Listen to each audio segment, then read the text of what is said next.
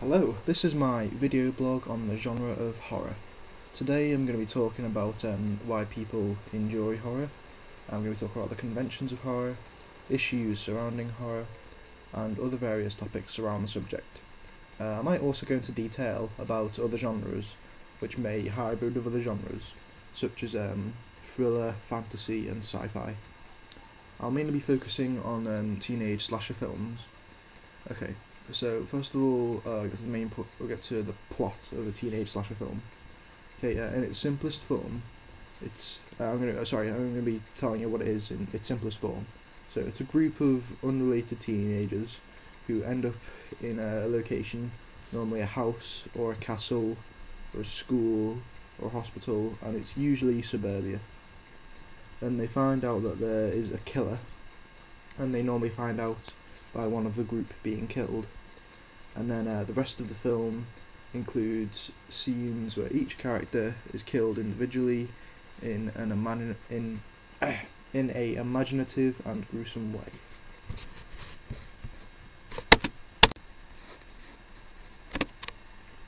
Okay, so my next point is about the conflict.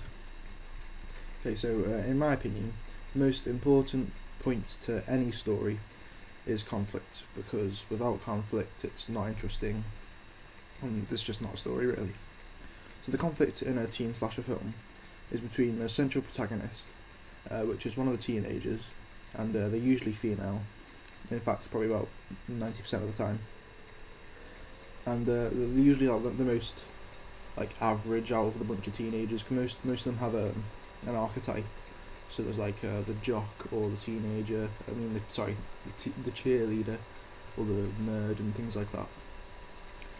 And then of course the central protagonist is against the killer, and it normally ends with the whole team die, and the central protagonist will succeed in beating the killer, or stopping the killer, or the central protagonist is in fact the killer, him or herself. And the second most important thing in a story are the characters, and this is because characters need to exist for the audience to relate to them. The audience is interested in what happens to the characters. They don't care what happens to the location or the setting or anything. They care about the characters because they can relate to them, they're people, kind of thing.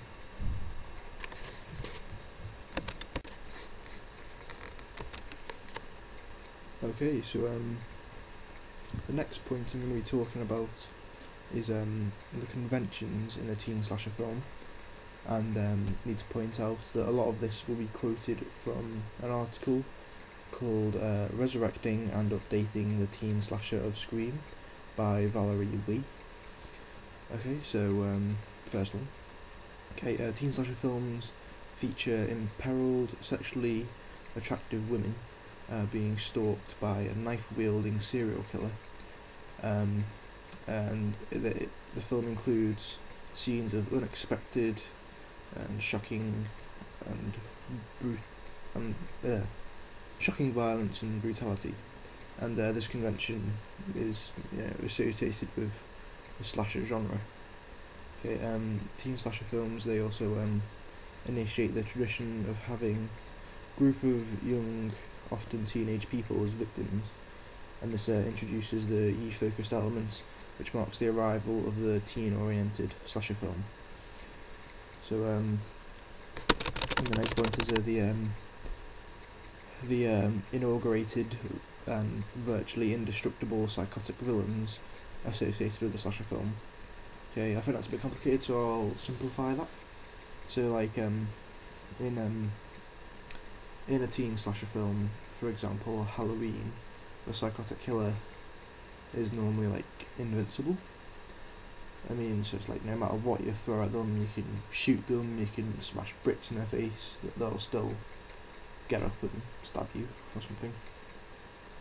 Yeah, I think that's simple. Okay, and next thing is the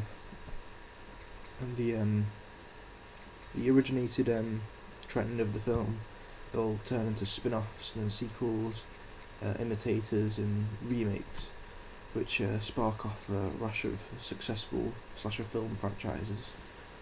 Examples of them would be Halloween, Scream, Nightmare on Elm Street, and the Texas Chainsaw Massacre. Yeah, okay, I think that's enough conventions. I might come back to that later though.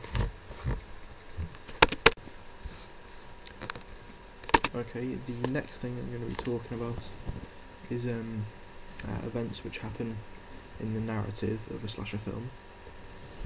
Okay, and this is a list of events which happen in the narrative of a slasher film, which I've constructed.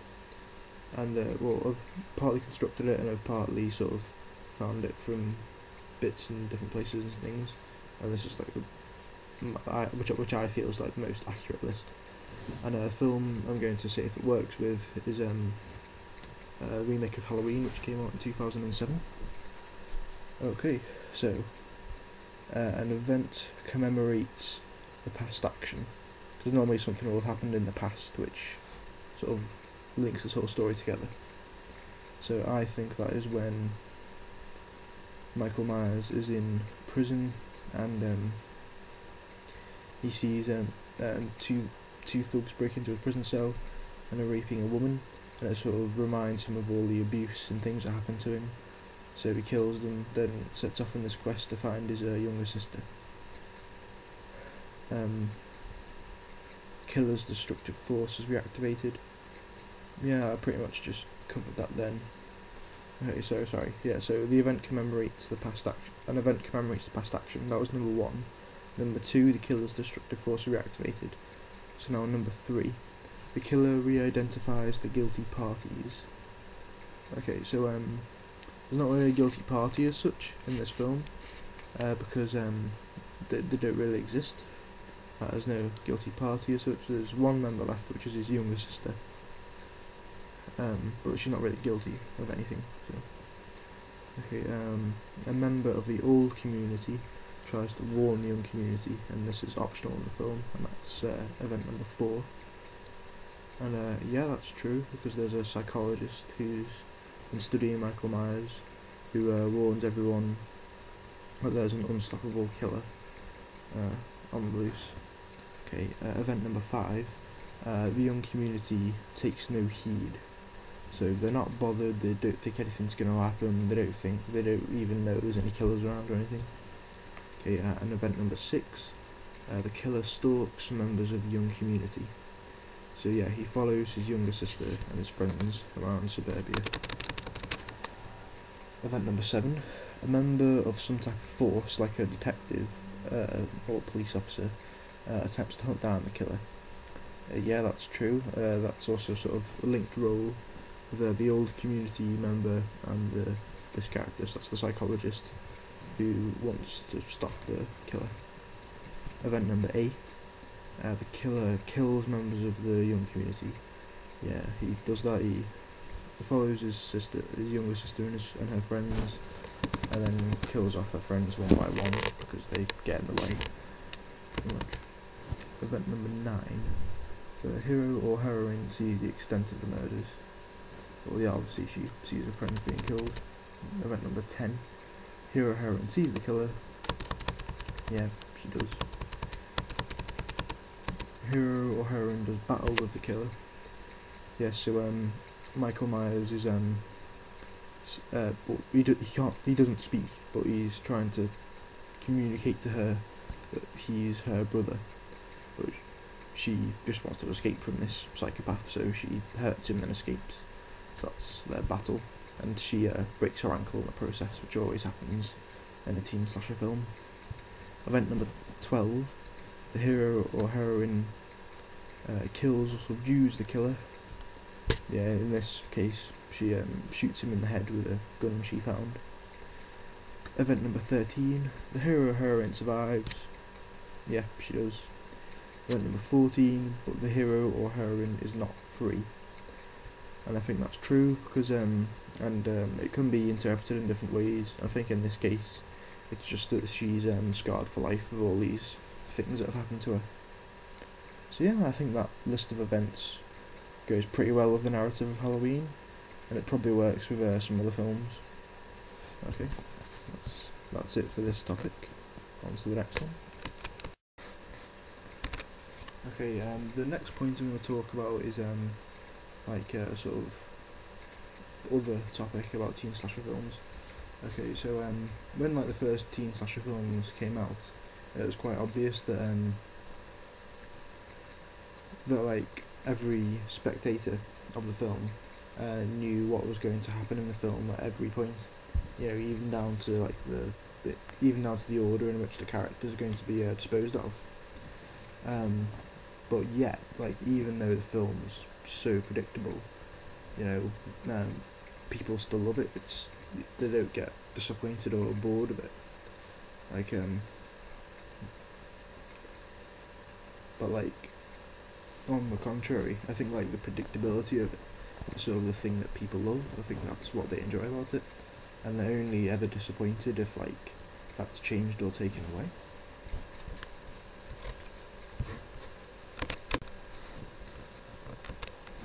Okay, so the next point I want to make is an issue with the teenager horror films, and this includes some quotes, and I'm mainly quoting from the same article, Resurrecting and Updating the Teen Slasher of Scream by Valerie Lee. Okay, so despite the genre's increased popularity, it was like still like censored, and not many people thought it was suitable. So like people were like often related slasher films to real life, and I think they do this quite well with their setting. It's nearly always set in suburbia, and people relate to that because suburbia is where people live. So it's like that feeling of like anyone can live there kind of thing. So and here's a quote. So oh wait, hold on, I lost it.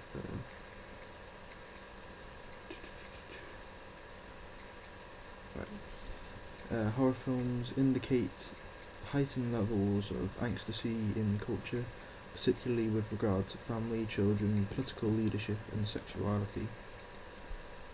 Okay, that was one quote. Okay, next quote. The horror film is an exquisite exercise in coping with the terrors of everyday life, the pain of loss, the enigma of death, the unpredictability of events, and inadequacy of intentions. Okay, although most commenters dismiss these films as worthless trash, they are symptomatic of their particular era and deserve attention. Okay, so I think what that's talking about is that like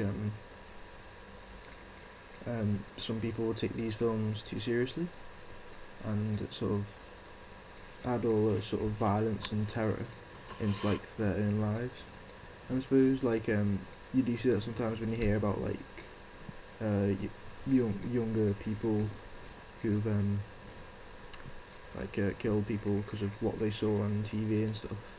And I don't think that's got a lot to do with it, to be honest. I think it's mainly about the way you've been brought up and things like that.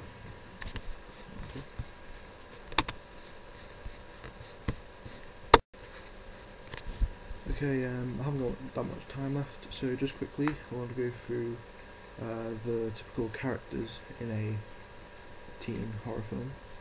So, got a central protagonist who is female, usually quite attractive, and they'll have like a flaw, because every main character has to have a flaw, so the audience can relate to them. But other than that, they're not really that much special. You'll always have the jock and the cheerleader, and usually the jock and the cheerleader will have a sex scene together, and they'll both get killed during the sex scene as punishment or something. And there's the smart character who will find out the way how to beat the killer, but before he can tell anyone about it, he gets killed. And there's the supporting character who no one really likes. They sort of bully him or her a bit, and they're normally killed off first and no one really minds. So that's the characters. Okay, that's all my time. So that was my video blog on the genre of horror. and I hope it was very good. Thank you for watching.